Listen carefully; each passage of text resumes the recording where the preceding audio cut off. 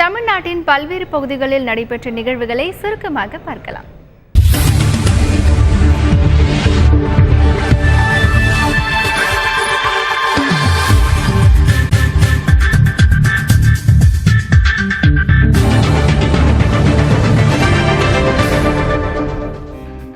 விழுப்புரம் பகுதியைச் சேர்ந்த செந்தில் என்ற இளைஞரின் கையும் காலும் காதல் விவகாரத்தில் வெட்டப்பட்டதாக கூறப்பட்ட புகார் பொய்யானது என்று மனித உரிமைகளுக்கான தேசிய கூட்டமைப்பின் தலைவர் மார்க்ஸ் தெரிவித்துள்ளார். அது ரயில் விபத்து என்றும் அவர் கூறியுள்ளார்.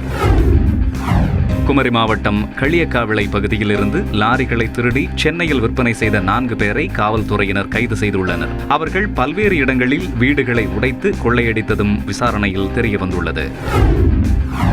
கோவையில் மாவோயிஸ்டுகள் என கைது செய்யப்பட்ட ரூபேஷ் உட்பட 4 பேரும் செஷன்ஸ் நீதிமன்றத்தில் இன்று ஆஜர்படுத்தப்பட்டனர். அவர்கள் காவலை வரும் 22ஆம் தேதி வரை நீட்டித்து நீதிபதி உத்தரவிட்டார்.